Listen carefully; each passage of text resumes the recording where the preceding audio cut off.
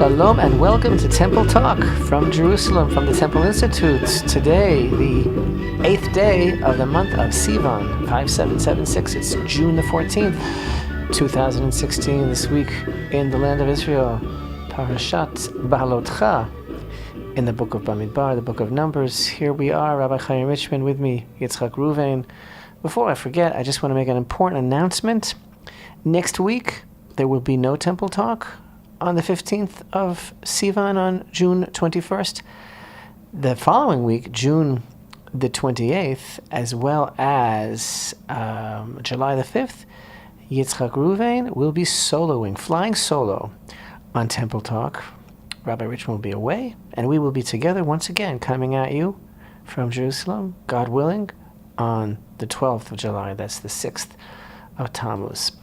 Here we are now, past Shavuot. We are post-Shavuot, but we are still in the days during which, when the Holy Temple stands, these are still festive days because there are offerings that are brought that are the completion of offerings that were brought from the nation that were so many that they couldn't all be brought on Shavuot from the pilgrims. So they're still being brought actually until the 12th day of the month of Sivan.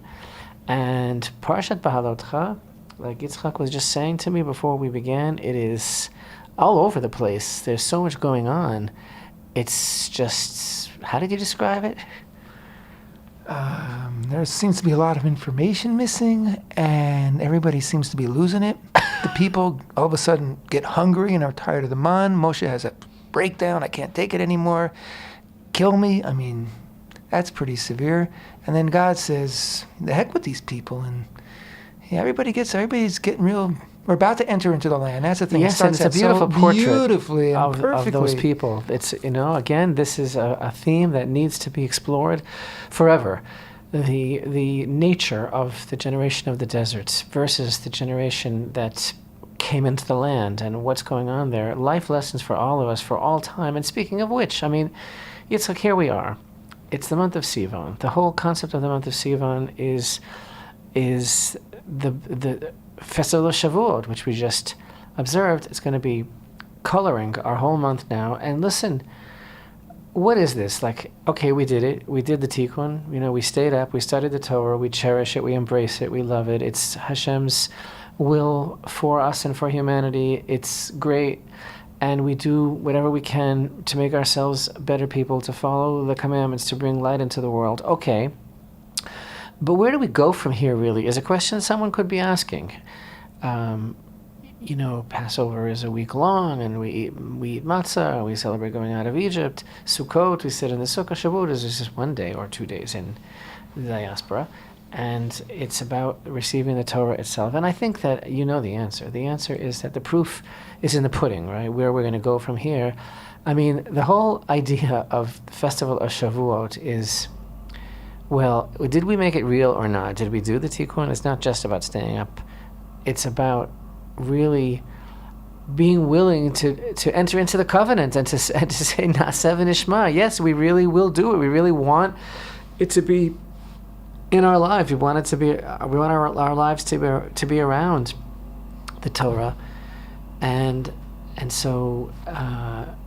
The question as to whether or not we really made the grade and really received the Torah into our hearts on Shavuot has yet to be proven, am I right? It's like, it depends what happens now. It depends what happens always. It depends what happens in the future. And that's the definition of whether or not we can achieve or ascribe to ourselves any level of accomplishment or holiness is how we act every single day. So, Parashat Beha'alotcha, there's so much going on.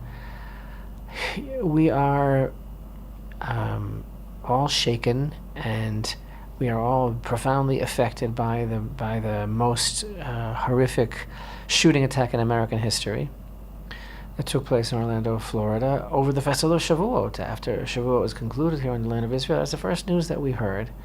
Just a few days before that we had a terrorist attack in Tel Aviv, in which how many people were killed, Yitzchak? I believe 4 people. And again, proportionately for Israel, it's 4 people is a huge amount. 1 person is also a huge amount. And typically and predictably, the liberal American media is doing its denial dance and talking about everything from gun control to all sorts of other things. And the only thing they're not talking about is what Islam is really all about. That's what you're not allowed to talk about. That's what you're a terrible person. You're a hater if you talk about Islam. And I didn't say radical Islam either, or radical jihadism or anything. I said Islam. And of course now we're having reports about how the shooter's wife said that he wasn't that religious after all. He was mentally unstable. Maybe he was even in the closet gay. But the point is, I don't see any surprise. I don't see any surprise here at all. And again, a study of two different worlds, okay? It's the month of Ramadan now. It's the month of Ramadan. It's the holy month of Islam. And here in the land of Israel, here in Jerusalem, we know that during the holy month of Ramadan, we got to be very careful. We got to watch our backs, because it's such a holy month for the Muslims, and we know how they're going to be trying to do all sorts of things. And was this shooter in Orlando an official member of ISIS? Did he just call the police on a whim from the scene of the shooting and declare his allegiance to ISIS? And of course ISIS gladly licked it up and embraced them as his soldier. You know what? Go onto a website now, Google Ramadan, an English language website from Muslim America, and look at 10 suggestions for making this month holy, about giving charity and about judging people favorably and about not getting angry and all sorts of things, okay? And all these goals for Ramadan.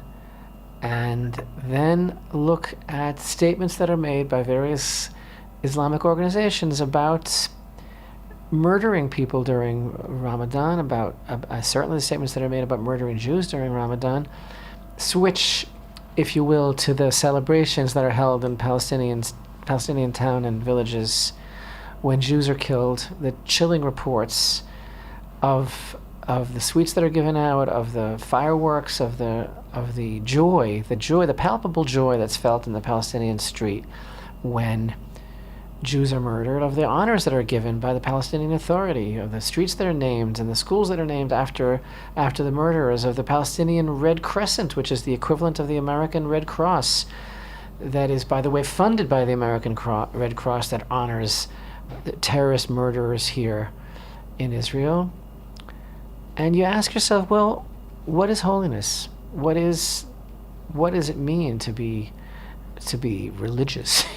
So I don't like to use the word religion or religious, but so on the one hand, I read about the goals of what Ramadan is supposed to be and the experience that it's supposed to give the observant Muslim, and then I see the expressions of hatred and joy and glee and murder that are associated with the religious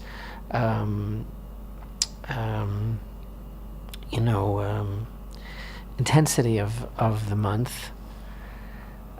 So it's a strange dichotomy, which also, by the way, on a practical level, is coming to a head here now in the news as we read that Netanyahu is apparently rescinding the order that he gave that members of Knesset can't go up on the Temple Mount. If you recall, Netanyahu had made a rule that members of Knesset can't go on the Temple Mount. He doesn't want any members of the Knesset going up on the Temple Mount, because certainly the Jewish members of Knesset, when they would go on the Temple Mount, he felt that was too much. I don't know if he would admit it, but it was because he felt it was too much of an expression of Jewish connection to the Temple Mount, because they represent, after all, the officialdom of the state. And when the Muslims will see that the Jewish members of Knesset are going on the Temple Mount, they'll take that as an expression of nationalism. But then, a couple weeks ago, some of the Arab members of Knesset came along and said, we're not listening to Netanyahu, we're going up on the Temple Mount, and he can't stop us. And so now, apparently, even though the Jewish members of Knesset wanted to go to the Temple Mount in honor of the Festival of Shavuot, for example, apparently Ramadan has greater sway over Netanyahu because he's giving in, at least to the Muslim members of Knesset, if I understand the reporting correctly, and he's telling them that they can certainly go up in the last week, which is the holiest time of all. Keep your heads low. The holiest time of Ramadan is the last week. So they're going to be going up. But that makes a statement to me, which is basically that as far as Netanyahu is concerned, Ramadan wins. And once again, Muslim sensitivities over Jewish sensitivities win. And this is the whole problem. Getting back, Rabbi, to you start to mention before about this murderer who murdered in the name of Islam. And the press reports that are coming out that say, Obama said it was a homophobic attack, but others say he was homosexual himself. Some say he was mentally unstable. Some say he hated everybody, he hated Jews, he hated everybody. Yeah, the guy was sick. That's clear. And the 15-year-old girls that pick up and leave France to go to Syria via Turkey, to join ISIS. To join ISIS, they're also sick. And Jihad John, who was a rapper in England and left that jolly nation to go to Syria to become their chief beheader, he also was sick. These people are sick. What Islam does for them is give them a flag to rally around. It liberates them. It allows them to act out their sickness in the name of Islam. So it's a problem. Islam is a problem. Is every Muslim in the world sick? No. But Islam is a problem because it has become and has made itself into the rallying point for every maniac that's out there. And yeah, that's a problem. And that's a problem that you have to address. In Islam, you have to name it and address it. But America is not naming it, and America is following in the footsteps of Europe and just basically being swallowed up to this whole thing in the name of this blind liberalism that you can't say anything that might be offensive. In the meantime, I was just reading that much to the tremendous chagrin of the, quote, Palestinians, Israel has just been appointed the head of a committee in the UN, a committee that one of its tasks is to discuss the global response to terror. So that will be very interesting to see the Israeli response and how that is, and how the other nations of the world respond to that. I don't know if they're going to be talking the same language, but we'll see. Stay tuned. Saying as far as the Festival of Shavuot is concerned, it hits you so strong, and it comes with such a tremendous amount of preparation because we're doing that whole counting things for 7 weeks, 49 days, and the whole iconography of the continuation of Pesach and everything that we learned and everything that we taught about as far as the levels of ascension of spiritual refinement and wanting to really receive the Torah with all our hearts and leave behind us the slave mentality and really stand at Mount Sinai, and I think on whatever level for each person, hopefully that works, and then we really do complete something. But again, and this is the real element of the human condition. It only matters what happens now. It's not like you can go home now, pat yourself on the shoulder, you have your trophy, you did it. No, it's every day is the test of who we are as people, how we treat each other. What is our reverence for life? What is the definition of what it means to be holy? To be holy means to live for other people, to be committed to other people, to be committed to change, and to be willing to take a stand. And it's the very opposite of what's going on in the world today. All this, of course, is being played out so strongly in the Book of Numbers, with all of its conflicting persona, the whole aura, the enigma of the generation of the desert, how they were, on the one hand, like in this week's Torah portion, like you were mentioning to me earlier, it's like the Parashat begins with the lighting of the menorah. It doesn't get much higher than that. The light is spreading out into the world through Aaron, and the Levim are dedicated, and we have the second Passover that I want to talk about, and the divine signs that appeared for Israel to know when to travel with the tabernacle, and the trumpets that were sounded, and so much going on in this Torah portion. And suddenly, right after the ark goes forth and leads the camp, we have all of a sudden everybody has some kind of an attack, some kind of a freak out, some kind of a episode, an episode, and they begin to be dissatisfied with the manna. They begin to start complaining. They make themselves complain. They actually cultivate a craving. It's an incredible verse. The rabble that was among them cultivated a craving, meaning it wasn't even natural. It wasn't even a natural craving. They felt that they had to encourage themselves to find something wrong with the manna. And everything that's going on in this week's Torah portion, all the challenge of being real and really being connected to Hashem at every moment. And that's what we're called upon to do. So Shavuot is not over yet. It's like the ultimate statement and test is how we're going to continue our lives. And all this on the background of just the world basically falling apart. And I think it was like so incredibly jarring and horrific to realize that attack took place on Shavuot, which is like supposed to be the time of offering humanity a tikkun, and humanity didn't want the Torah after all. And then, well, you know what? Look what you've got now. Look what you've got.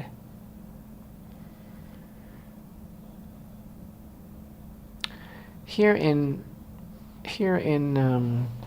Jerusalem, the day following Shavuot, on Isru Chag, on the day which is observed in the diaspora as the second day of the festival, we had a beautiful reenactment of the major elements of the Festival of Shavuot, the bringing of the Firts-Fruits and the bringing of the special twin loaves. One of the beautiful, in the series of the beautiful exercises that is held by the Temple Institutes, and that is presided over by our own Rabbi Ariel, the founder of the Institute, and the Kohanim in their authentic Bigdei Kuhuna, the garments of the Kohanim, using the instruments created by the Temple Institute. We had a beautiful public gathering that was well attended. That had some special kind of precedents. One was it was the maiden performance of a Levitical choir that's being developed between cooperation of the Temple Institute and a musical academy here in Jerusalem, that featured a new area of research that you'll be hearing about in the coming weeks, which is the Levitical garments as well. And the choir did a beautiful job. And the main thing is, Yitzchak, the beautiful people that came, the young children, the expression of just a beautiful nature of spiritual fulfillment and longing and yearning and purity and desire that was felt. It's reflected so much on the faces of the people that we have posted on Facebook. People who were not able to be there can see. The young Kohanim, who, I don't know, ages, I think between 5 and 8 or 9 or something. There are half a dozen, maybe even a dozen young Kohanim who were all given Bigdei Kuhuna, priestly garments to put on, and participated in the reenactment of the first fruit offering. And, just to see the purity and the joy in their faces, and that's really symbolizes what it's all about, especially the first fruit offerings, because, it's just an expression of pure joy and gratitude to Hashem for all that He's given us and brought us to this land. And it was a very, very, very moving experience, because it made the festival, made the holiday real, as it's supposed to be. And today it's a lot of Torah study, and that's a wonderful thing, but this also is an integral part of the entire dynamic of Shavuot. Very, very important. And also, I got to tell you, Rabbi, when the Kohanim, the adult Kohanim now, when they have the the loaves of bread, the twin loaves, which are baked in a very certain way, and there's a whole volumes of research that was invested in and experimentation in creating these breads, baking these breads just the right way. And I have to tell you that they looked really good. They looked really good. I mean, I remember last year's reenactment and this year's, and the breads are really came into their own this year. But to watch the Kohanim do the wave offering with the lambs and the bread, and you really get a sense, they're lifting these and extending them in the four directions and upwards and downwards. And it's no easy task, especially with the lambs. And you just get a real sense of the the physical presence, which is part of the whole spiritual experience. I don't know how to put it, Rabbi, but it's again, it's not something that you read about in a book. It's something that you experience, and that's the whole what point all really the of these reenactments reenactments that are held is that we need to know how to actually perform the service of the temple. And what's exciting is the enthusiasm of the people of Israel that are coming to these events, that are bringing their families and their children, and the tremendous outpouring of spiritual identification and desire to see this happen. There's more enthusiasm for the rebuilding of the temple in our generation than ever before, and we see it and we feel it, and it's infectious. It's spreading, and it's a very, very beautiful indication of what the Jewish people are really all about when we see how this, which wasn't something that was so in or so popular a number of years ago, it's the temple consciousness movement is just become so mainstream, so beloved, so well received by so many people in all walks of life here in Israel. It shows that the time is really coming.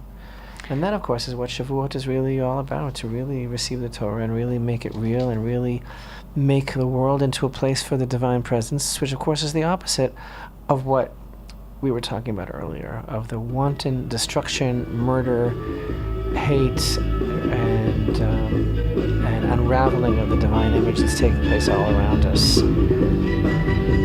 Stay with us. We'll be right back. Temple Talk.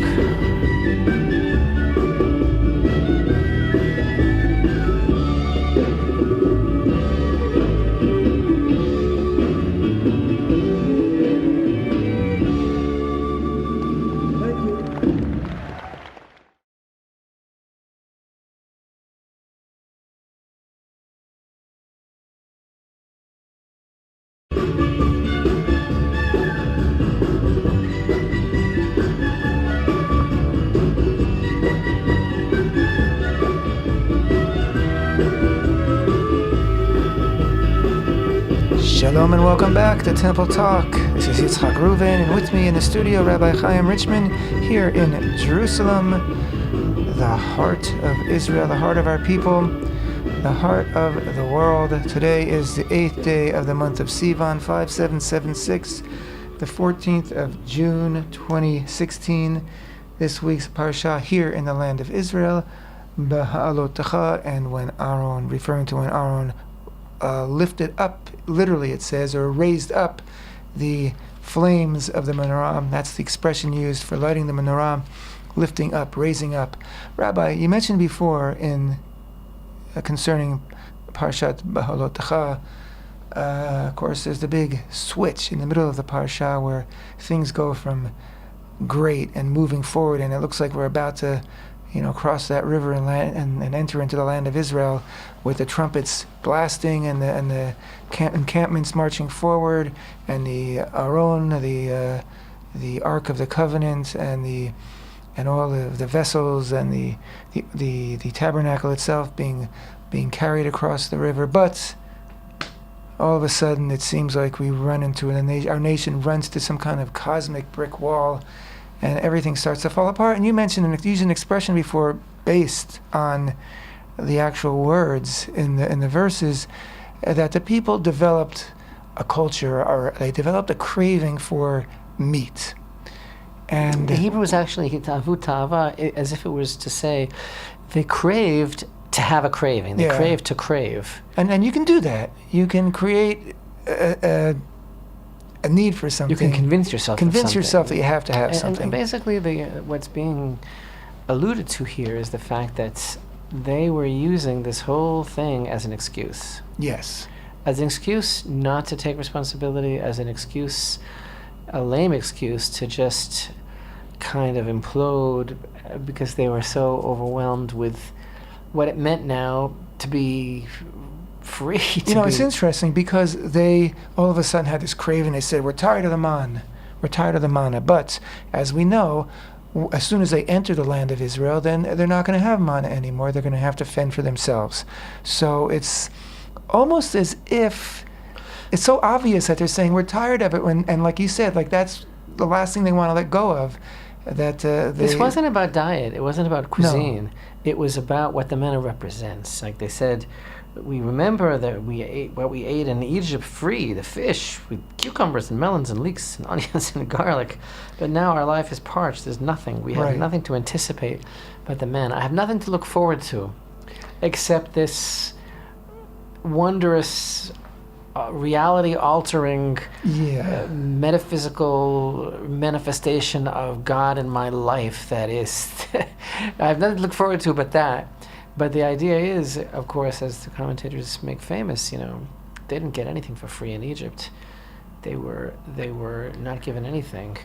And they basically reinvented the past. Exactly. In order to create for themselves this, so they could feel sorry for themselves, and things used to be better then because they didn't want to take responsibility, as you said, and as you pointed out many times, it was an amazing generation, the best and the worst, existed side by side in that generation, and it's very, very similar to our generation. And when I say our generation, I'm referring to the generation of that began, and I know this isn't a literal generation, but the generation that began, let's say, with 1967 and the unification of Jerusalem and the liberation of the Temple Mount until today. Because when Israel liberated the Temple Mount, it put Israel as close to reaching that promised land as that generation was when they, played the trumpets and marched forward, and they were right there already. They just had to cross over into the land. And we hear the same things today among those that don't want the responsibility of what it means to be a sovereign nation, to have the Holy Temple as the heart of the nation, to have God's presence fill the nation. They say things used to be so better before 67. Things were so much better. We didn't have a problem with the Arabs. There was no terror. There was no violence. And democracy was so much healthier in those days. Well, I got news for all these people. There was horrible terror. Yes, people, of course they say that. Don't make it sound like I just, I found this from some fringe, But the day after Israel declared independence, it was attacked by five Arab nations, yes. And the PLO was founded in 1963. But they'll tell you to this day, it would be so much better if we returned to those borders, because then nobody would bother us, because they didn't bother us then. And of course they bothered us then. Of course there was terror. And of course Israel went to war in 67, terrified for its future. And of course the Arab population in Israel was less what's the word, Rabbi? Less challenging, because they were under martial law, right? So there's all your theories about it. Used to be so much more democratic. Things were much worse then, in short, and things are much better now. And things would be a whole lot better if we would fully accept the responsibility that God put in our shoulders when he gave us the great gift of a reunified Jerusalem and the Temple Mount. But again, it's that same thing, we want the cucumbers and we want those onions that didn't exist for free back then. There was never such a thing as a free lunch. And that expression, free lunch, is an expression of refusing responsibility. Exactly. And what the sages would quip so succinctly and pithily about these words is that what they are alluding to is that they were free from the mitzvot. Yeah. Not that the food was free, but that they felt unfettered by any responsibility, because and this just dovetails exactly with what we were talking about in the beginning of the program about what is the acid test, the proof in the pudding, the continuation of Shavuot. Did we do it? Didn't we do it? Are we really there? Did we really receive Torah? Is how do we live our lives? And the bottom line of everything, always, as far as I'm concerned, in every program and everything that we've ever taught and everything we've ever shared and discussed, it always boils down to the issue of responsibility, personal responsibility. What am I going to do about it? What am I going to do to fix things? What am I going to do to make myself better, to make the world better? And that takes a lot of commitment. It takes a lot of courage, and that's exactly what the manna represented, and why they were so ambivalent about it and started to complain. And this is just a very, very beautiful teaching, the idea that our sages tell us that the manna played the same role in the life of the people as did a prophet, right? The Chazal say, our sages say that a prophet, just like a prophet would shine a light into a person's cracks and crevices, into a person's deepest recesses, and reveal what he really is, the manna do the same thing, because the manna had a way of calling a person on the carpet. And just by the way that it fell, whether it fell immediately outside a person's door or the person had to go and be inconvenienced and go and gather it, everything about it indicated where that person was at spiritually. So it was a total litmus test of whether a person is how they seem to be, what they portray themselves to be, or what they really are. And that was like a drag for people. Like, they wanted to continue masquerading. They didn't want to have that responsibility. And so that's why they associated their ambivalence about their newfound responsibility with the manna itself. And that I guess explains why Moshe was so devastated by this response, because in the past the people had complained of hunger, and he brought the matter before God, and the matter was addressed. People were given the food and the water that they needed. But this time he read it as something different altogether, and that was after all this, all the teaching, after Mount Sinai, after the whole thing, the people just said, you know what, we don't want it. We don't want that responsibility. And that was devastating.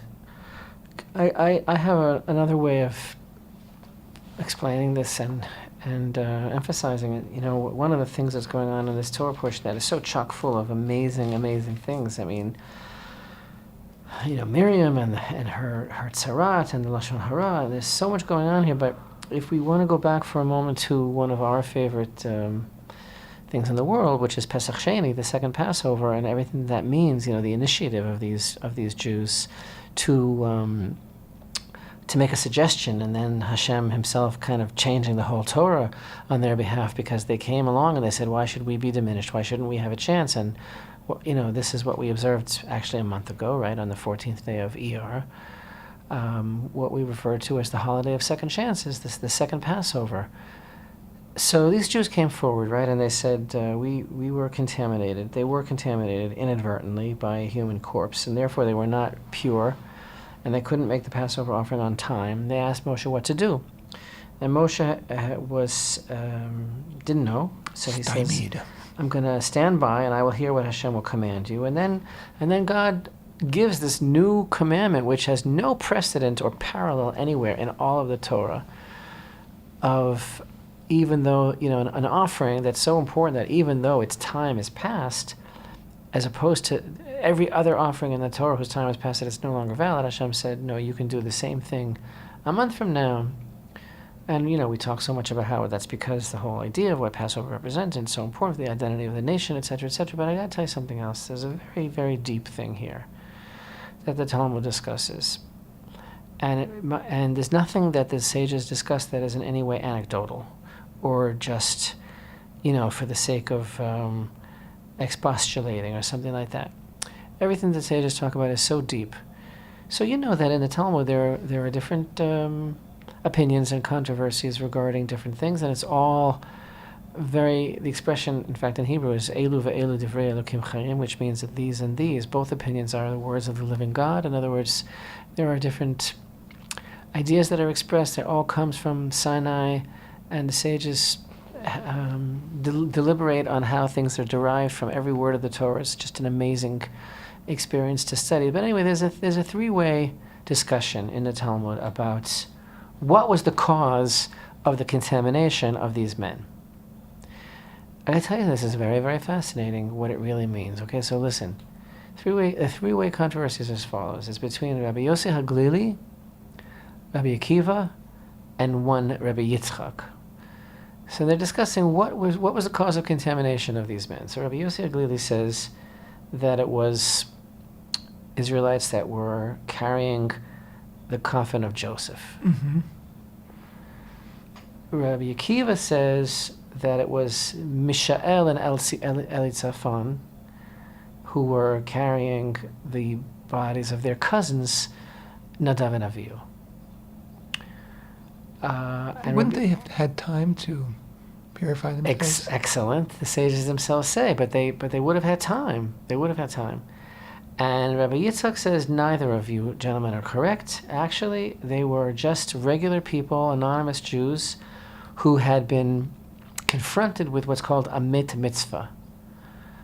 A met mitzvah, you know what that means? There's an idea that if a person, this is a halacha actually, that if a person is confronted by a corpse that just is out, that is lying, that is unattended, there's a commandment in the Torah to bury that corpse immediately, and it supersedes all other mitzvot, because that person really needs you, and there's no one else to do it, so you have to do it.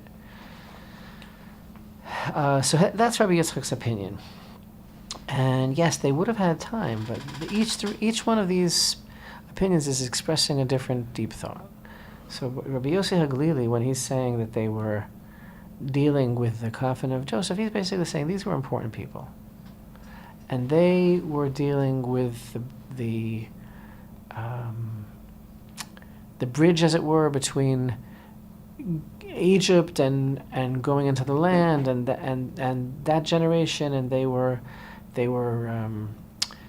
looking at the whole continuum and dealing with the honor of Yosef, and that they represented a certain kind of closing of a circle, and that they were very prestigious, these people.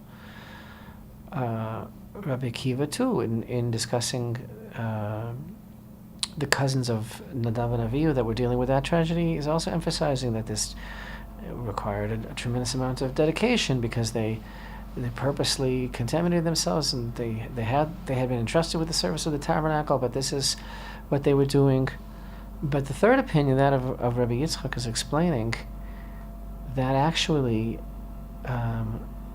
these were not famous or prestigious Jews, and the source of their contamination that they were dealing with isn't even someone that you ever heard of. It was a person who passed away suddenly somewhere, and they needed to deal with it right away, and that's who it was. What he's really saying on a deep level is that any person can change history by seizing the moment and doing the right thing, and not shirking from responsibility. And so this is like incredible, this insight. What Rabbi Yitzchak is saying is, he's saying that the most puny, insignificant Jew can change the Torah. A parsha, a new section of the Torah, a mitzvah, can be added in the merits of a person just standing up and doing the right thing. Which, of course, is the whole beauty of what the holiday of second chances is really all about. But I'm saying this is just exactly what you were just talking about, as far as where we are in history and everything like that. And what I wanted to talk about in the beginning of the program, like the proof of where we are at, from our Shavuot experience. This is it. This is like the beauty of what the Parsha is telling us, is that we are called upon constantly to rally and muster all of our energies, and to be totally sensitive to every moment. And in that merit, Hashem basically comes to greet the Jewish people, as it were. He comes on our terms, as it were, and he says, if this is what you're going to do, then I'm going to accommodate you. And it all comes from a desire to do the right thing.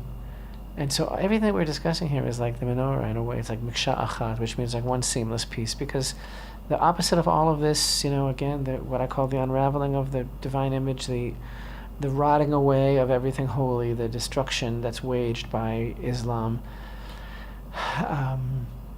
against everything holy. The opposite of that is this concept of taking responsibility for the world, to uplift the world, to help people, to imbue everyday life with purpose and hope and anticipation. And again, those that were complaining about the manna, what they were complaining about was the fact that they were really on the spot, because the manna was shining a light into them, and they preferred, like you said, to revise history and to pretend that everything had been great in Egypt, where they didn't have these responsibilities, and they were basically being tormented and being systematically killed.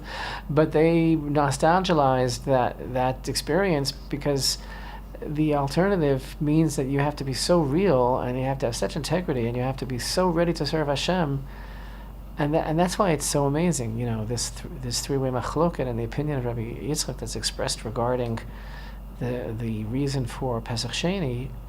It's about being there in the right place at the right time, which we all are, but we run away. We run away from our responsibility. And that's what it truly means to be connected to Torah, to be a servant of Hashem, to really receive it on Shavuot, and to go forward, like this generation that is about to go into the land of Israel, to really stand up and be ready to do the right thing. And that means many things in different times and different places. And right now, for example, when we were, again, to connect to what we were talking about, and the terrible tragedy of the murderous nature of Islamic terror, if you want to call it that, doing the right thing means to say just that, and not to deny it, and not to pretend that there's nothing wrong, and not to pretend mental illness and everything else, but to stand up and say that this is very, very wicked and evil. This is the face of evil. One of the great lessons that the generation of the desert bequeaths us, I would say it's our inheritance from them, is that, yes, they were the people that stood at Mount Sinai. They were the people that had the total spiritual diet of the manna. But as we're learning now, there are also people who made mistakes, who had breakdowns. And I think the lesson that we learn from it is that, their greatness and their weakness was one and the same. It was their humanity. And that we cannot use our own humanity and our own weaknesses and our own breakdowns as an excuse, saying we can never measure up to that. They were able to accept Torah. They were able to take it upon themselves because they were so great. But, who are we? We're puny. But you know what? They were as great as they were. They were every bit as puny as us, which means that we're every bit as great as they were. And that really is our inheritance from them, that we have that same responsibility that we have to accept and move forward with, and as the Parashat opens up, bring the light of God into this world for it to spread forth, and to use your manna metaphor to light up all the nooks and crannies of our own humanity and our own reality in the world today, and to use that godly light to cure and to repair and to fix and to drive out the evil and drive out the darkness. That's really our responsibility, I think, our generation today, and we must not shirk it and must not run away from it. And the first step in not running away from it is, as we've been saying over and over again, is to address it, to put it in the light of day, and to point at and say, yes, this is what we must overcome. This is our mission. This is our responsibility today in our lives. And we, as our sages say, we may not be the generation that ultimately overcomes the evil, but we certainly have no free pass, and we certainly cannot walk away from the responsibility of doing everything in our power, not only to drive out evil, but also to bring in the good. And of course, that brings us back to our favorite topic, which is the Holy Temple, which is what Temple Institute's all about. And with that, I'd like to also remind everybody that, Rabbi, you'll be in the United States in another week. Correct. And you have speaking dates in Minnesota and in Texas. I'm going to be very brief here because all the details are on our website, templeinstitute.org, and on our Facebook page. You will be in Minnesota on between June 21st and June 22nd. And from June 26th on to the end of the month, I guess to the 29th, or to the 30th of June, you will be speaking in different towns in Texas. Again, all the details, all the information, contact information is on our website, templeinstitute.org, and our Facebook page. Here's the music. Rabbi, I wish you a very safe and fulfilling and important trip. And we'll be back in 2 weeks. I'll be back in 2 weeks with Temple Talk. Thanks so much for being with us today. Temple Talk.